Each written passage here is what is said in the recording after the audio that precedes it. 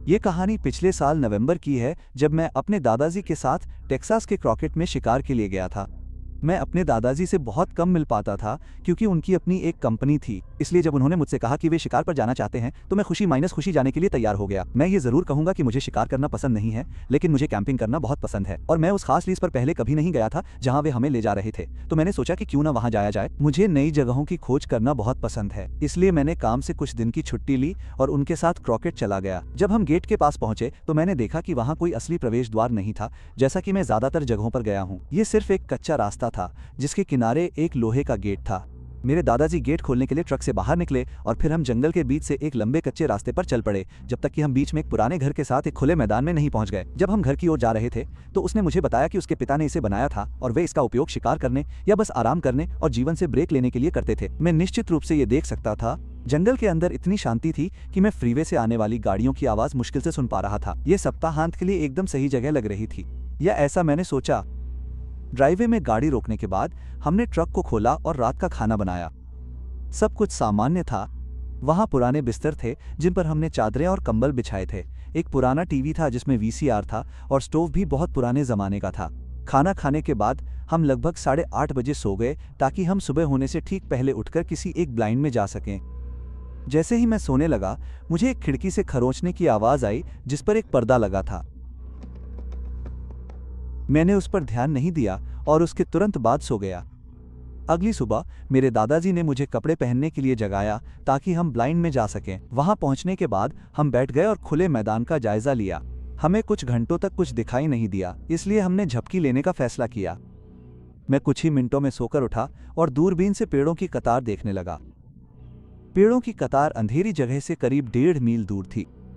कसम खुदा की, मैंने देखा कि जंगल के किनारे कोई पेड़ों के पीछे से झांक रहा था, जैसे उसे पता हो कि हम वहां हैं।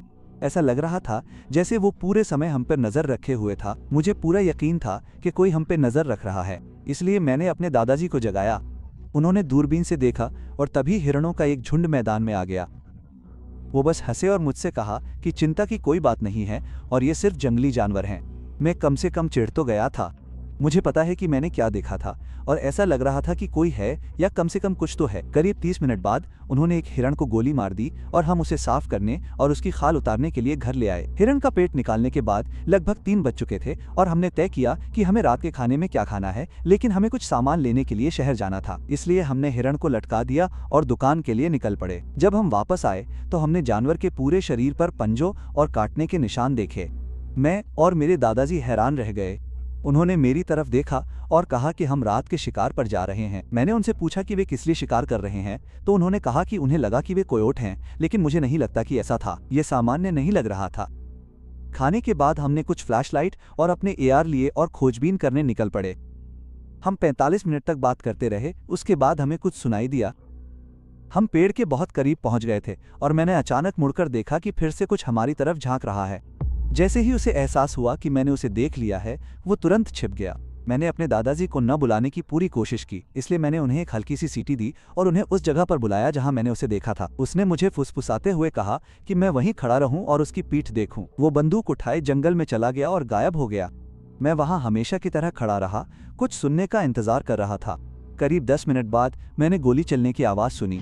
मैं जंगल में भागा और देखा कि एक कोयोट के पास एक विक्षत हिरण पड़ा हुआ है। मैंने राहत की सांस ली जब मैंने देखा कि मेरे दादाजी ठीक हैं, लेकिन उन्होंने बताया कि कोयोट ने उन्हें देख लिया था और ऐसा लग रहा था कि वो हमला करने वाला है, इसलिए उसके पास कोई चारा नहीं था। हम कुछ देर वहीं बैठे रहे। उसके बाद हमें दूर से सरसराहट सुनाई दी। उसके बाद सबसे भयानक चीख सुनाई दी जो मैंने कभी सुनी थी। वो इंसान नहीं था और निश्चित रूप से वो कोई ऐसा जानवर नहीं था जिसे मैं पहचानता था, लेकिन मुझे ये पता लगाने की परवाह नहीं थी। हम जितनी जल्दी हो सके घर वापस जाने के लिए दौड़े, जबकि हमारे पीछे से भारी कदमों की आहट और भारी सांसें आ रही थीं। ऐसा लग रहा था कि हम कभी वापस नहीं आ पाएंगे, लेकिन हम वापस आ गए। हमने दरवाजा बंद कर दिया और हर प्रवेश द्वार को बंद कर दिया। हमने केवल अजीब चीखें और दरवाजे के बाहर सांस लेने की आवाजें सुनी। जो भी था वो परेशान होने लगा और उसने 2-3 बार दरवाजा पटका। मेरे दादाजी डर के मारे थक गए और उन्होंने दरवाजे से 2-3 बार गोली चलाई। शायद दूसरी तरफ जो भी था उसे चोट लगी होगी, क्योंकि उसने फिर से वही भयानक चीख निकाली और फिर भाग गया। जैसे ही हम संभले, मैंने पुलिस को फोन किया और उन्हें पूरी घटना बताई। उन्हें इस कहानी पर संदेह था, लेकिन जब डिप्टी आया तो उसे भी समझ नहीं आ रहा था कि क्या सोचे। हमने उसे वो सब कुछ दिखाया जो हमें मिला था। वो भी इससे काफ़ी परेशान लग रहा था। उस कॉल का कोई जवाब नहीं आया, लेकिन ये कहने की ज़रूरत नहीं है कि हम शायद फिर कभी उस घर में वापस नहीं जाएंगे। का कोई जवाब नहीं आया, लेकिन ये कहने की ज़रूरत नहीं है कि हम शायद फिर कभी उस घर में वापस नहीं जाएंगे।